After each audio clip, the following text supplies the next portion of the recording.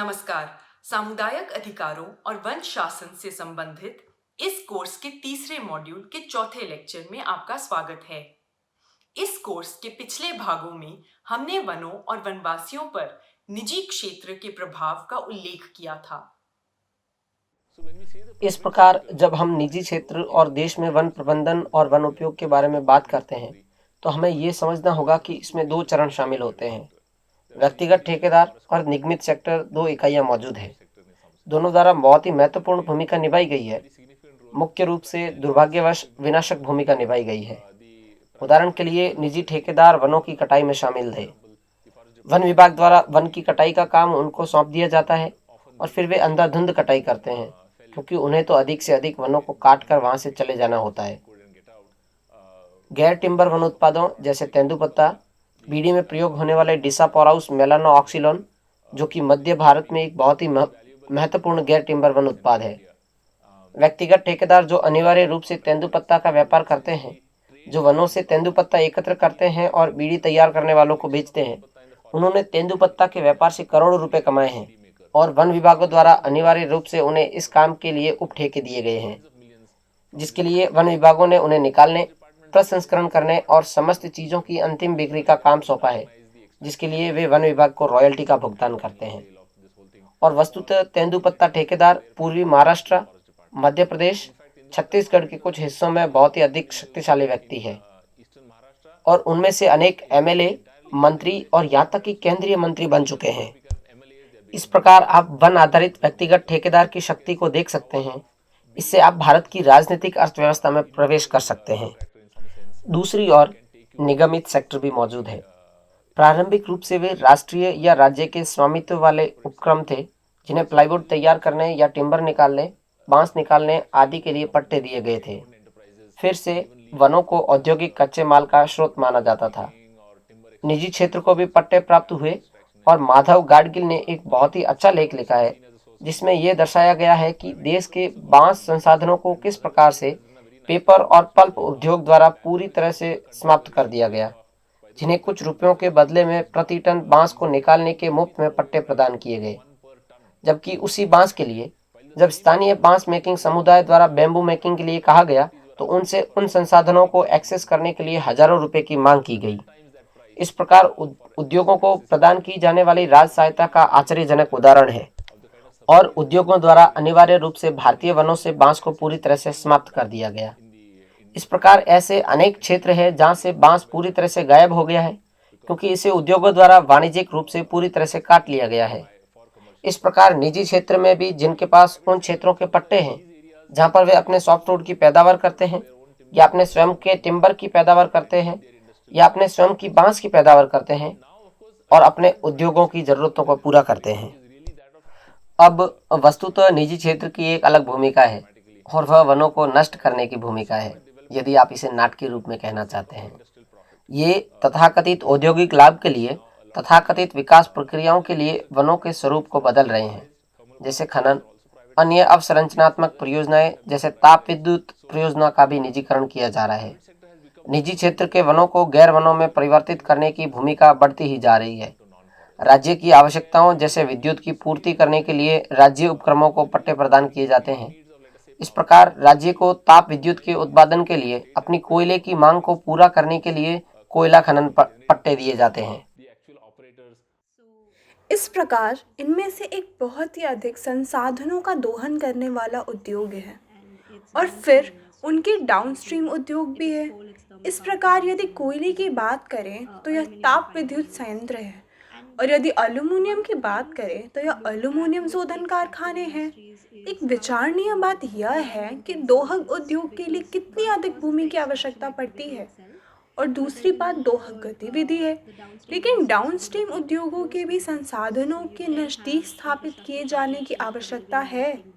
इसके बाद अवसंरचनात्मक परियोजनाओं का विषय है, जैसे रेलवे लाइन को कोयले के भंडार वाले क्षेत्रों से वास्तविक ताप विद्युत संयंत्रों तक बिछाया जाता है, जो कि वन क्षेत्र में कारोबारी हित के संबंध में यह मुख्य आधार है। और फिर सीमेंट उद्योग है। उदाहरण के लिए उसके द्वारा बहुत बड़े वन क्षेत्र का अधिग्रहण किया गया है।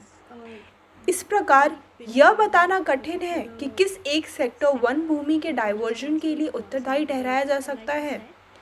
कृषि हित भी इस क्षेत्र में सर्वोपरि रहे हैं। बेलीगिरी रंगन अभयारण्य में संरक्षित क्षेत्र के बीच में बहुत बड़े हिस्से में कॉफी प्लांटेशन किया गया है। टिम्बर और गैर टिम्बर वन उत्पादों का औद्योगिक स्तर पर उत्पादन तथा विकास परियोजनाओं के माध्यम से निजी क्षेत्र ने वनों से वाणिज्यिक मूल्यों का निष्कर्षण यानी एक्सट्रैक्शन करने में महत्वपूर्ण भूमिका निभाई है। हाल ही में वे वनों के प्रबंधन के संबंध में सरकार को प्रभावित करने में सफल हुए हैं। स्वतंत्रता के बाद के समय में हमने एक बहुत मजबूत विकासात्मक राज्य देखा। विकास संबंधी इनमें से ज़्यादातर परियोजनाएं, चाहे वे बांध हो या खदानें, पूरी तरह से राज्य के नेतृत्व वाली थी।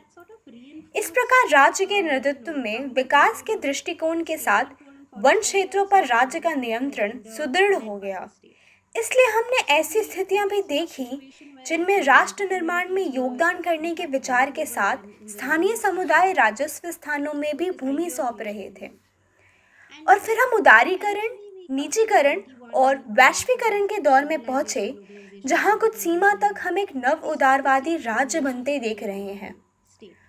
और फिर आप निजी क्षेत्रों को वन प्रशासन में और वन क्षेत्रों में भूमि के उपयोग का निर्धारण करने में भूमिका निभाते देखते हैं। ऐसा कहने का अर्थ यह नहीं है कि इससे पहले हमारे यहाँ पर निजी उद्यमी काम नहीं कर रहे थे। उदाहरण के लिए यदि आप टाटा को देखें, जिन्होंने जमशेदपुर के पास खनन के लिए कुछ वन भूमि का अधिग्रहण किया, जहां इस्पात कारखाना स्थापित किया गया था। लेकिन 1991 के बाद निजी कंपनियों की बढ़ती भागीदारी और उनके भागीदारी की प्रकृति दोगुना हो गई है। एक और तो वन क्षेत्रों में संरक्षण कैसे होगा यह निर्धारित करने में भागीदारी है, और दूसरे औद्योगिक परियोजनाओं के लिए वन भूमि की मांग बढ़ी है। यह बात रुचिकर है कि निजी उद्यमियों ने न केवल वन भूमि के अधिग्रहण की सरलता पर बल दिया, बल्कि इस तथ्य पे भी ध्यान देना चाहिए कि 2006 में वन अधिकार अधिनियम के साथ वन क्षेत्रों में अधिकार मोटे तौर पर अनिर्णित ही थी। उन्होंने उस अनिर्णय की स्थिति का लाभ उठाया और तेजी से उस भूमि का अधिग्रहण किया जिसमें उन्होंने स्थानीय समुदायों से परामर्श भी नहीं किया। इस अवधि के दौरान विश्व बैंक द्वारा भारतीय वनों में कुछ महत्वपूर्ण निवेश किए गए, जिनका प्रभाव आज भी इस बात पर है कि उनका नियंत्रण किस प्रकार से किया जाएगा। विश्व बैंक उन अंतर्राष्ट्रीय संगठनों का हिस्सा है जो विकासशील देशों को ऋण प्रदान करते हैं। ये ऋण अक्सर उस सेक्टर में बड़े पैमाने पर नीति में परिवर्तन से जुड़े होते हैं जिस सेक्टर में वे ऋण दे रहे हैं, या ऐसा समग्र रूप से देश की अर्थव्यवस्था से संबंधित नीति में परिवर्तन से जोड़ कर दिया जाता है। इस प्रकार वे एक तरफ संयुक्त वन प्रबंधन परियोजना के लिए वित्त पोषण के संबंध में बहुत सक्रिय थे, और दूसरी ओर वे कोयला और अन्य विकास परियोजनाओं के लिए वित्त पोषण के संबंध में भी बहुत सक्रिय थे, जिसमें उदाहरण के लिए नर्मदा बांध शामिल है। इस प्रकार रुचिकर रूप से जिस प्रकार से विश्व बैंक द्वारा कार्य किया गया और साथ ही संरक्षण और विकास परियोजनाओं को आकार प्रदान किया गया, और इसी के परिणाम स्वरूप उसने यह भी तय किया कि किस प्रकार के निजी उद्यमियों द्वारा इस मुद्दे पर परस्पर बातचीत की गई।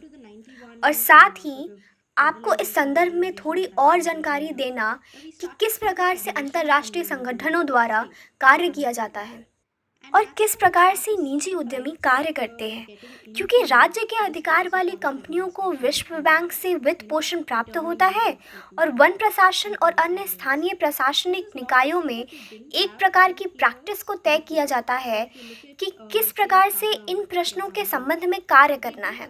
उदाहरण के लिए तब संयुक्त वन प्रबंधन को अर्थव्यवस्था विकास में बदल दिया गया, जहां पर उन्हें फिर से बड़ी मात्रा में वित्त पोषण प्राप्त हुआ। और आज भी जहां पर समुदायों द्वारा वन क्षेत्रों को संरक्षित करने की मांग की जा रही है, आप देखते हैं कि प्रशासन द्वारा JFM मॉडल या अर्थव्यवस्था विकास मॉडल को ही अपनाया जाता है। विभाग में इस प्रकार की कार्य प्रणाली को लागू कर दिया गया है जो कि आज भी सक्रिय है। और निजी क्षेत्र द्वारा इस प्रकार के मॉडल के साथ काम किया जाता है और स्थानीय स्तर पर निर्णय लेने की प्रक्रिया को प्रभावित करने की कोशिश की जाती है। मैं यह बात उड़ीसा में तथा उत्तर प्रदेश में वन विभाग के अधिकारियों के साथ किए गए इंटरव्यू के आधार पर कह रही हूँ, जहाँ पर विशेष रूप से सोनभद्र में आप ऐसा होते हुए देखते हैं। वनों का प्रशासन किस प्रकार से किया जाता है, इस संबंध में निजी सेक्टर की बढ़ी हुई क्षमता को वन संरक्षण अधिनियम के अंतर्गत वन भूमि के डायवर्जन से संबंधित प्रक्रियाओं के लिए बनाए गए नियमों में देखा जा सकता है। जिस प्रकार से निजी उद्यमियों द्वारा प्रवेश किया गया है, वन मंजूरी की प्रक्रिया की दो आवश्यकताएं हैं। पहली वन अधिकार अधिनियम के अंतर्गत है कि उन्हें ग्राम सभा की सहमति प्राप्त करनी होती है, और दूसरी है कि उन्हें प्रतिपूरक वनीकरण के लिए भूमि की पहचान करनी होती है। और इनमें से बहुत कुछ वन विभाग पर निर्भर करता है। विशेष रूप से भूमि की पहचान करना और प्रतिपूरक वनीकरण गतिविधियों को करना वन विभाग पर निर्भर करता है। आमतौर पर निजी उद्यमी वन विभाग के पास केवल पैसा जमा करवा देते हैं, लेकिन उत्तरोत्तर हो यह रहा है कि निजी उद्यमी एक ऐसी स्थिति में पहुंच जाते हैं जहां पर वे वृक्षारोपण गतिविधियों में शामिल हो जाते हैं, क्योंकि वे यह महसूस करते हैं कि वन विभाग द्वारा वन भूमि या अपक्ष वन भूमि, जहां पर उन्होंने दोगुनी राशि का भुगतान करना पड़ता है, को प्राप्त करने और उसकी पहचान में थोड़ी अकुशलता का परिचय दिया जाता है। इसलिए वे यह सोचते हैं कि क्यों ना वन विभाग की उपेक्षा की जाए और सीधे ही भागीदारी की जाए। प्रतिपूरक वनीकरण में जो आप जानते हैं कि वन संरक्षण अधिनियम के अंतर्गत बनाए गए नियमों के अंतर्गत वन भूमि के गैर वन उद्देश्य के लिए डायवर्जन की प्रक्रिया का अनिवार्य हिस्सा है। निजी क्षेत्र द्वारा प्रमुख भूमिका का निर्वहन किया जा रहा है। अब कंपनी अधिनियम 2014 में किए गए संशोधन के उपरांत 500 करोड़ या अधिक रुपए की कुल बिक्री वाली कंपनियां या ऐसी कंपनियां जिनकी वार्षिक बिक्री 1000 करोड़ रुपए या अधिक है या 5 करोड़ या अधिक रुपए का निवल लाभ है, उन्हें 3 वर्षों के अपने औसत निवल लाभ की 2% राशि को निगमित सामाजिक उत्तरदायित्व पर खर्च करना होगा।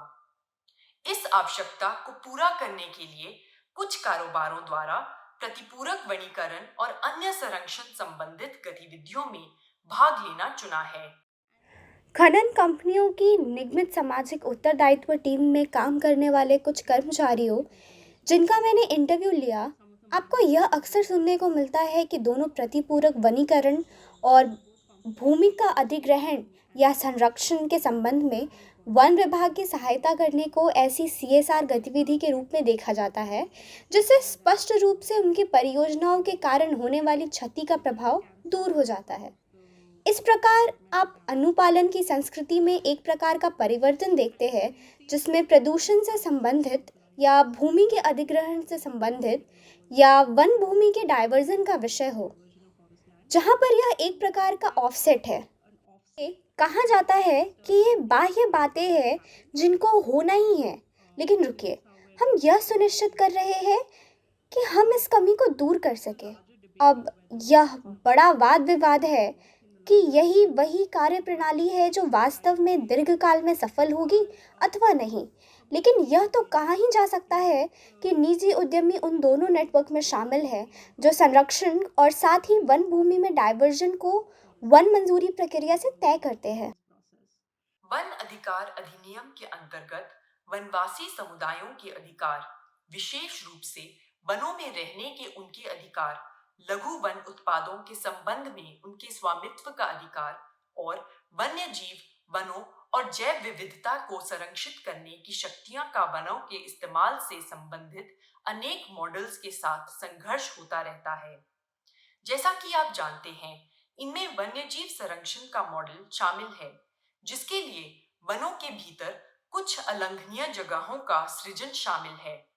टिम्बर तथा वन उत्पादों के लिए वनों के प्रबंधन का मॉडल, जिसके कारण वनों को राज्य के नियंत्रण में दिया जाता है, और आर्थिक विकास का मॉडल, जिसमें यह अपेक्षित है कि विकास परियोजनाओं के लिए वन भूमि को उपलब्ध कराया जाना चाहिए। अभी तक इस पाठ्यक्रम में हमने उन विभिन्न शासन तंत्रों के बारे में विचार किया है जिनका इस्तेमाल समुदायों द्वारा वनों के शासन में भागीदारी के लिए और इस प्रकार के संघर्षों में अपने हितों की संरक्षा और उन्हें आगे बढ़ाने के लिए किया जा सकता है। भूमि का इस्तेमाल किस प्रकार से किया जाए, इस संबंध में संघर्षों में जहां निजी निगमों के हित भी शामिल होते हैं, तो हमारे पास कुछ और साधन भी हैं जिन पर हम विचार कर सकते हैं। लेकिन सबसे पहले आइए हम कुछ उन विकल्पों पर विचार करते हैं जिन पर हम पहले भी सोच विचार कर चुके हैं और वे निगमों के संदर्भ में भी उपयोगी हो सकते हैं। वन अधिकार अधिनियम से पूर्व वे साधन जो उपलब्ध थे मोटे तौर पर संवैधानिक कानून और अनुसूचित क्षेत्रों के रूप में क्षेत्रों का वर्गीकरण था। इन साधनों को समझने में नर्मदा मामले पर और समता निर्णय पर विचार करना रुचिकर होगा। नर्मदा मामले में इसके द्वारा घरेलू कानून का इस्तेमाल बहुत ही अधिक सृजनशीलता के साथ किया गया। इसमें अनेक पर्यावरण कानूनों का इस्तेमाल बांध द्वारा किस प्रकार से वनों तथा पारिस्थितिकी को क्षति पहुंचाई जाएगी बहुत सृजनशीलता के साथ किया गया और मानवाधिकार तर्क को पर्यावरण तर्क के बीच में ही शामिल किया गया और यह प्रभावी भी रहा। वस्तुतः उच्चतम न्यायालय का निर्णय उनके पक्ष में नहीं था, लेकिन यदि आप दीर्घकालिक संघर्ष और जीत के प्रकारों को देखते हैं जो उन्होंने समय समय पर प्राप्त की थी, यह देखना काफ़ी रुचिकर है कि वे कुछ लाभ प्राप्त कर पाने में सफल रहे हैं।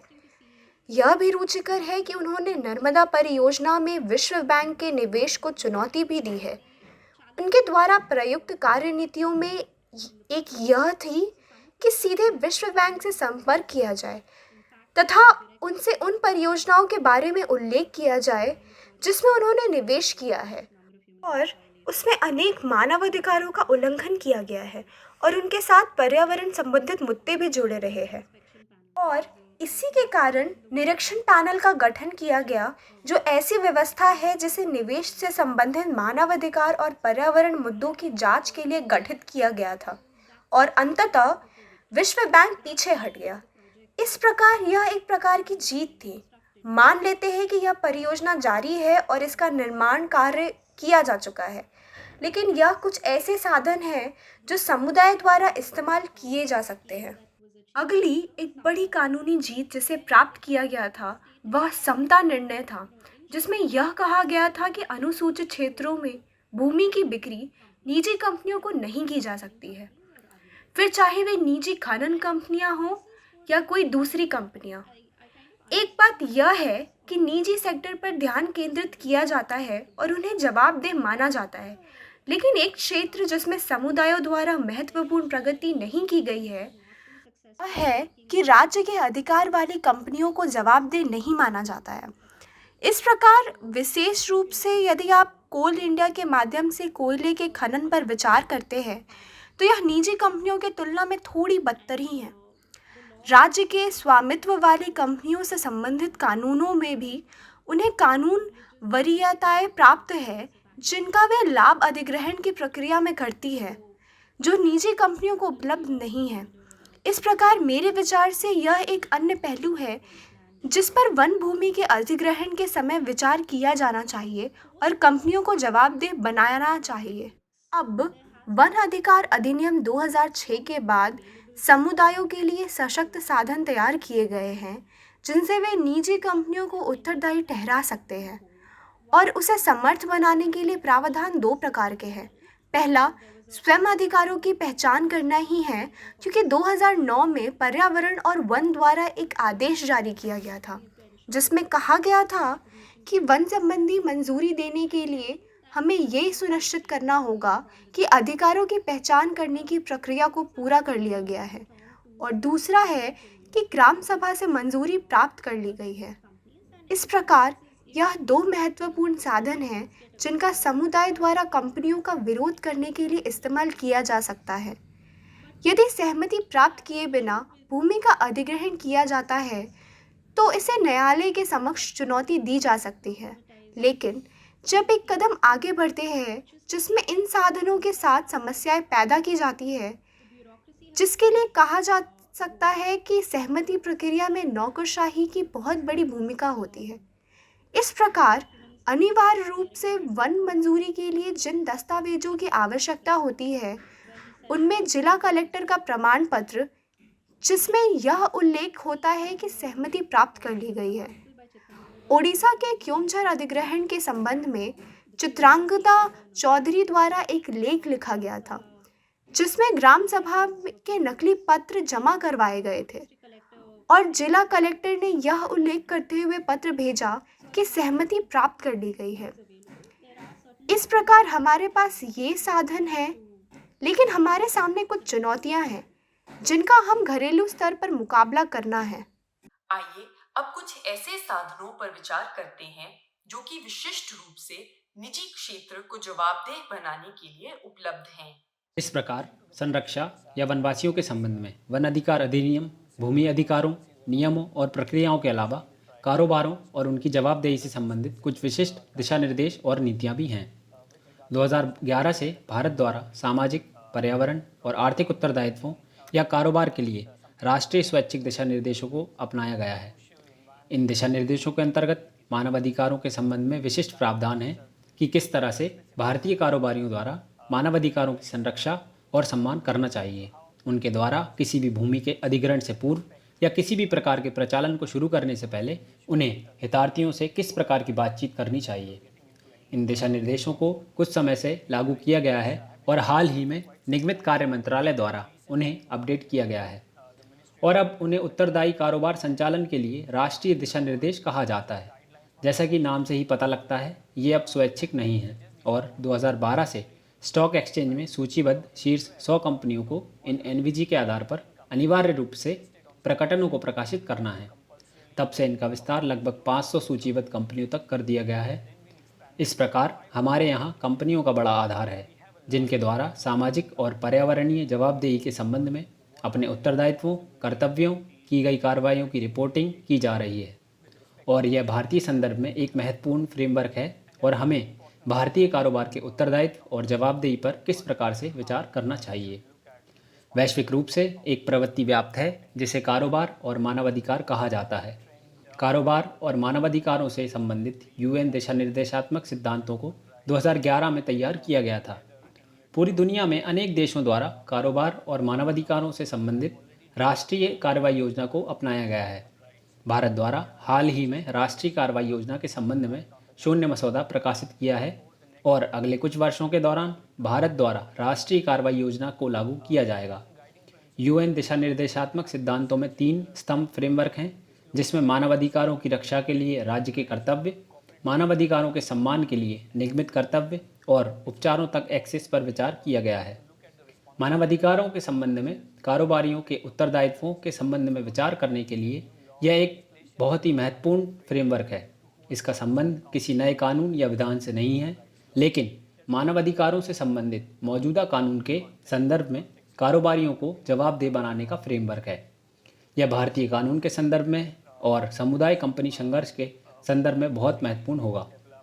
ऐसी भी प्रक्रियाएं हैं जिनमें कुछ अबद्धकारी संधियों को विकसित और तय किया जा रहा है, जिनमें कंपनियों के लिए कानूनी रूप से मानवाधिकारों का सम्मान करना अबद्धकारी होगा और ऐसे मामले जिनमें वे उल्लंघन करते हैं तो इन कंपनियों के विरुद्ध कानूनी कार्रवाई की जाएगी। कारोबारी जवाबदेही के नज़रिए से ये वैश्विक और भारतीय संदर्भ में खास तौर पर महत्वपूर्ण है। इस प्रकार यदि इस बात का संदेह है कि कोई कंपनी किसी समुदाय के प्रति अपनी बाध्यताओं और उत्तरदायित्वों को पूरा नहीं कर रही है और ऐसी कंपनी को उत्तरदायी ठहराने के लिए सबसे पहला और अग्रणी कदम यह देखना है कि कंपनी द्वारा क्या प्रतिबद्धताएं स्वीकार की गई हैं। और यदि आप भारतीय कंपनियों द्वारा प्रकाशित की जाने वाली कारोबारी जवाबदेही प्रकटन अपेक्षाओं में से किसी को देखते हैं तो आप देखेंगे कि इनमें से अनेक कंपनियां और विशेष रूप से खनन और अन्य उद्योगों में कार्यरत कंपनियां हितार्थियों की भागीदारी के बारे में और समुदाय की सहमति प्राप्त करने के बारे में बात करती हैं। इसलिए यह देखना महत्वपूर्ण है कि कंपनियों की तरफ से प्रतिबद्धताओं के संबंध में किस प्रकार की जानकारी उपलब्ध है और भूमि अधिग्रहण के संबंध में उनकी नीतियां किस प्रकार की हैं। फिर यह भी देखना महत्वपूर्ण है कि वास्तव में क्या उन नीतियों को लागू किया जा रहा है और क्या कोई कमी भी है। अक्सर हमने देखा है कि इन नीतियों को आवश्यक रूप से लागू नहीं किया जाता है या इनको आश्रित रूप से लागू नहीं किया जाता है, और यही फ़र्क है जो सिविल समाज और समुदायों के लिए महत्वपूर्ण साधन बन गए हैं ताकि उनके इस्तेमाल से कारोबारियों को जवाबदेह माना जा सके। कारोबार संबंधी जवाबदेही का एक महत्वपूर्ण पहलू यह है कि किसी कारोबार के संबंध में उच्चतम लीवरेज प्राप्त है, और उड़ीसा तथा देश के अन्य हिस्सों से ऐसे उदाहरण हैं जहां पर ऐसे संघर्ष रहे हैं, जहां कारोबारियों द्वारा समुदायों से सहमति प्राप्त करने के संबंध में अपने कर्तव्यों को नहीं निभाया गया, भूमि अधिग्रहण शुरू किया गया और संघर्ष पैदा हुआ। और इन परियोजनाओं, कुछ बड़ी परियोजनाओं के लिए स्पष्ट है कि वित्त पोषण राष्ट्रीय और अंतर्राष्ट्रीय निवेशकों द्वारा किया गया था। जिन देशों से ये निवेशक आए थे उन देशों में पारदर्शिता और जवाबदेही से संबंधित विनियम तुलनात्मक रूप से बहुत कड़े हैं, और ऐसे अनेक मामले हुए हैं जिनमें समुदायों द्वारा निवेशकों के विरुद्ध अपना काम ठीक न करने के लिए शिकायतें दर्ज की गईं तथा इन मामलों में कार्रवाई की गई और निवेशकों द्वारा इन कंपनियों से अपने निवेश को वापस लिया गया और उनसे अधिक उत्तरदायी रूप से व्यवहार करने के लिए कहा गया। OECD का एक शिकायत तंत्र है जिसमें प्रभावित समुदायों द्वारा शिकायत दर्ज कराई जा सकती है और OECD राष्ट्रीय संपर्क पॉइंट द्वारा कार्रवाई की जा सकती है और कंपनियों या उनकी कंपनियों से कार्रवाई करने की मांग कर सकते हैं। इस प्रकार उदाहरण के रूप में OECD तंत्र को राष्ट्र संपर्क बिंदु कहा जाता है। इसका इस्तेमाल वेदांता और पॉस्को दोनों मामलों में किया गया। ये दिशा निर्देश उसी समय लागू हो जाते हैं जब OECD देश में जिस कंपनी का मुख्यालय स्थित होता है वह भारत में अपना कार्य प्रचालन शुरू करती है। इस प्रकार वेदांता के मामले में UK नेशनल कांटेक्ट पॉइंट द्वारा वक्तव्य जारी किया गया जिसमें वेदांता द्वारा नियमगिरी मामले में किए गए अनेक उल्लंघनों का उल्लेख किया गया।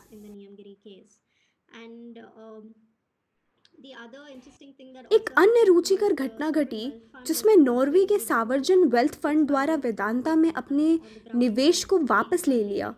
इस प्रकार इन कार्यनीतियों से वास्तव में कुछ घरेलू स्तर पर निर्णय को प्रभावित करने में सहायता मिली। समान रूप से अंतर्राष्ट्रीय निवेशक भी हैं जो सामुदायिक शिकायतों को आमंत्रित और स्वीकार करते हैं, और ऐसे उदाहरण भी हैं जिनमें समुदायों द्वारा निवेशकों को शिकायतें की हैं। निवेशक एकजुट हुए हैं और कंपनी के विरुद्ध कार्रवाई की है, और ये कुछ तंत्र हैं जो कंपनियों पर अधिक उत्तरदायी रूप से व्यवहार करने के लिए दबाव डालते हैं। भारतीय संदर्भ में इनका अभी भी विकास हो रहा है। यह बहुत ही प्रारंभिक अवस्था है। भारत में अधिकांश संस्थागत निवेशक अपने निवेशों के सामाजिक उत्तरदायित्वों को समझने की प्रारंभिक अवस्था में हैं, और आशा है कि निकट भविष्य में वे भी शिकायतों को स्वीकार करने और कुछ कार्रवाई करने के लिए तैयार होंगे। भारतीय संदर्भ में एक अन्य संभावना है जिसका विस्तृत रूप से इस्तेमाल नहीं किया गया है। उदाहरण के लिए किसी भारतीय कंपनी ने यह प्रकटन किया है कि वे मानवाधिकारों का सम्मान करेंगे और भूमि अधिग्रहण के समय हितार्थियों से परामर्श कर रहे हैं, और यह सूचीबद्ध कंपनी है और उन्होंने इस प्रकटन को अपनी सूचीकरण बाध्यता के कारण किया है। यदि समुदाय को यह पता लगता है कि वे उन बाध्यताओं को पूरा नहीं कर रहे हैं या उन नीतियों को लागू नहीं कर रहे हैं, तो सुनिश्चित रूप से वे यह कहते हुए भारतीय प्रतिभूति विनियम बोर्ड को शिकायत दर्ज करवा सकते हैं कि कंपनी द्वारा प्रकटन बाध्यता का अनुपालन नहीं किया जा रहा है। ये कुछ तंत्र हैं जिनका प्रयोग किया जा रहा है और उनके बारे में बातें की जा रही हैं। हमारे लिए अभी यह देखना शेष है कि उनमें से कुछ हमारे संदर्भ में कैसे काम करते हैं। ये कुछ ऐसे तंत्र हैं जो परंपरागत रूप से कानून समझे जाने वाले दायरे से बाहर मौजूद हैं और जिनका उपयोग समुदायों द्वारा वनों के संबंध में निजी कंपनियों के साथ संघर्ष की स्थिति में अपने हितों की रक्षा के लिए किया जा सकता है। इन तंत्रों का इस्तेमाल प्रभावी रूप से करने के लिए यह बहुत महत्वपूर्ण है कि कंपनी और उसकी गतिविधियों के बारे में जानकारी प्राप्त की जाए। एक चुनौती जिसके बारे में हमने सुना है और जिसे भूमि का अधिग्रहण करने के लिए आने वाली कंपनियों के संदर्भ में इन समुदायों द्वारा जिसका सामना किया जाता है वह जानकारी का अभाव है। समुदायों के लिए यह पता लगाना बहुत मुश्किल होता है कि कौन सी कंपनी भूमि को कहाँ पर कब अधिग्रहित कर रही है और उन कंपनियों का ट्रैक रिकॉर्ड क्या रहा है। जानकारी का एक सबसे अच्छा स्रोत मीडिया से जानकारी प्राप्त करना है और क्या किसी नई परियोजना के शुरू करने की कोई घोषणा की गई है। यदि कंपनी 500 शीर्ष कंपनियों में से कोई एक कंपनी है, तो उनके द्वारा अपनी व्यवसाय उत्तरदायित्व रिपोर्ट या बीआरआर के एक भाग के रूप में अपनी सभी नीतियों और प्रकटनों को प्रकाशित किया गया होगा। यह कंपनी की वेबसाइट पर उसकी वार्षिक रिपोर्ट के एक हिस्से के रूप में आसानी से उपलब्ध होती है और कंपनी की भूमि के अधिग्रहण और मानवाधिकारों तथा हितार्थियों की भागीदारी के संबंध में जानकारी प्राप्त करने का एक अच्छा प्राथमिक स्रोत है। अधिकांश कंपनियों द्वारा अपनी सही सही नीति का प्रकाशन और उल्लेख किया गया होगा और फिर नीति को देखना और पढ़ना महत्वपूर्ण होगा ताकि भूमि अधिग्रहण और हितार्थी भागीदारी के संबंध में इसकी प्रतिबद्धताओं को समझा जा सके। मेरे विचार से निजी कंपनियों के संबंध में जानकारी का सबसे बड़ा स्रोत उनकी वार्षिक रिपोर्ट होती है और एक अन्य सृजनात्मक कार्यनीति जिसका प्रयोग समुदायों द्वारा अन्यत्र भी किया जाता है कि कंपनी के कुछ शेयरों को खरीदा जाए ताकि उनकी वार्षिक आम बैठकों में भाग लिया जा सके। मेरे विचार में नियमगिरी के मामले में भी इसी कार्यनीति का प्रयोग किया गया। इस प्रकार से यह कुछ कार्यनीतियाँ हैं जिनका प्रयोग आप कर सकते हैं और इसके अलावा मेरे विचार से शोधकर्ताओं और संगठनों के साथ संपर्क भी किया जा सकता है जिनके बारे में कहा जाता है कि वे धन के स्रोत का अनुगमन करने में बेहतर निष्पादन करते हैं। हम बैंकों और वित्तीय संस्थानों को उनके द्वारा किए गए निवेश के लिए जवाबदेह बनाने के लिए क्या कर सकते हैं? होना चाहिए।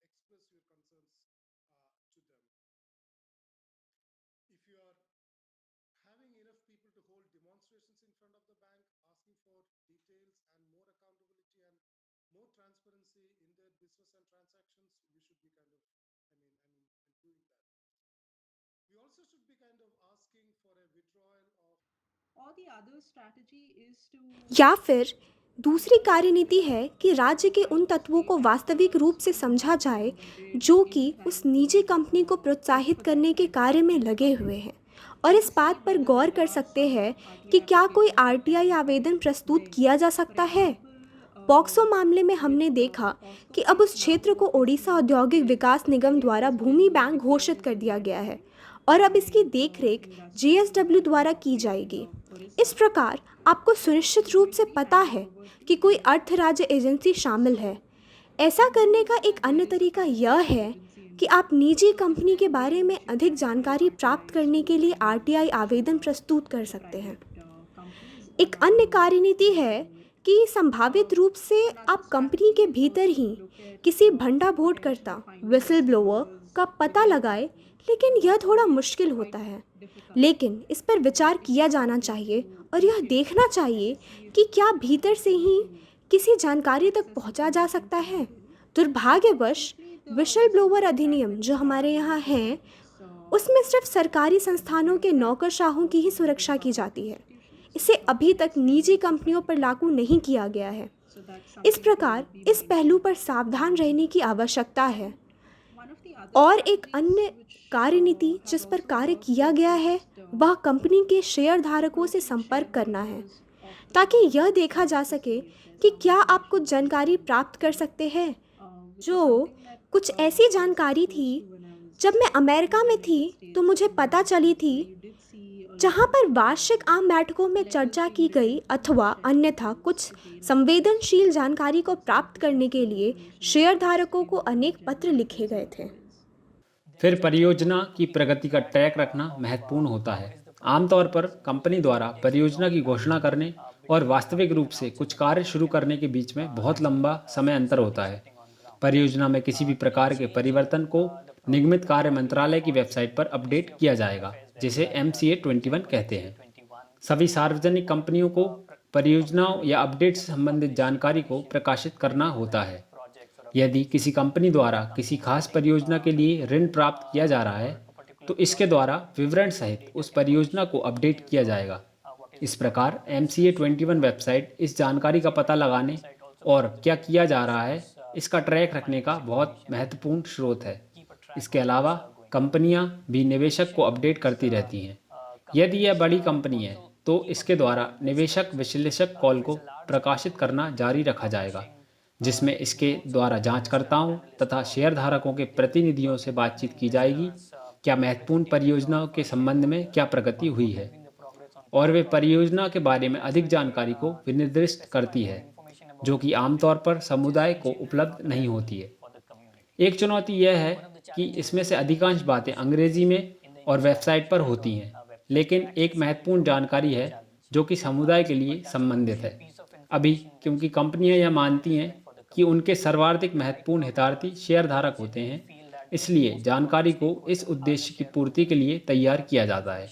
लेकिन क्योंकि यह जानकारी समुदायों के लिए बहुत अधिक महत्वपूर्ण होती है, यह महत्वपूर्ण है कि समुदाय तथा सिविल समाज संगठनों द्वारा उस जानकारी को समझा जाए और इसे समुदायों को उपलब्ध कराया जाए। इस पाठ्यक्रम के अगले हिस्से में आप यह सीखेंगे कि विश्वसनीय साक्ष्य के आधार पर अपने तर्क को सावधानी पूर्वक तैयार करना क्यों महत्वपूर्ण होता है। जिन स्रोतों पर अभी हमने चर्चा की है उनसे जो जानकारी आप एकत्र करते हैं वह एक अच्छी शिकायत को तैयार करने में महत्वपूर्ण होगी। उसके बाद इसे सिर्फ सही ढंग से फाइल करना होगा। शिकायत तंत्र के संदर्भ में, यदि विश्व बैंक या IFC निकायों द्वारा वित्त पोषण किया जा रहा है तो विस्तृत शिकायत तंत्र मौजूद है, जैसे OECD शिकायत तंत्र। ब्यौरा उनके शिकायत तंत्र वेबसाइट पर उपलब्ध है। आपको उस जानकारी को डाउनलोड करना होगा, शिकायत को भरना होगा और प्रदान की गई ईमेल पते पर उसे भेजना होगा, और फिर उनके यहाँ इस शिकायत के संबंध में कार्रवाई करने के लिए एक भली भांति परिभाषित और अवसंरचित प्रक्रिया है। UN वर्किंग समूह के संबंध में भी एक ईमेल पता है। आपको शिकायत का ब्यौरा भरना होगा और इसे उन्हें भेजना होगा। कुछ अन्य संस्थागत निवेशकों के संबंध में भी कुछ औपचारिक तंत्र मौजूद हैं। यह इस बात की मैपिंग करने पर निर्भर करता है कि वे निवेशक कौन से हैं। यदि ये पेंशन फंड्स हैं, विशेष रूप से यूरोप से, तो इस बात की संभावना अधिक है कि वे शिकायत को स्वीकार कर लेंगे। यदि ये दूसरे निवेशक हैं जो कि पर्यावरण और सामाजिक मुद्दों के प्रति समान रूप से प्रतिबद्ध नहीं होंगे, लेकिन क्योंकि वे OECD देशों का हिस्सा हैं, तो OECD शिकायत तंत्र का प्रयोग करके निवेशक के विरुद्ध शिकायत दायर की जा सकती है और उन्हें सम्यक उद्यम या उचित छानबीन न करने के लिए जवाबदेह माना जा सकता है।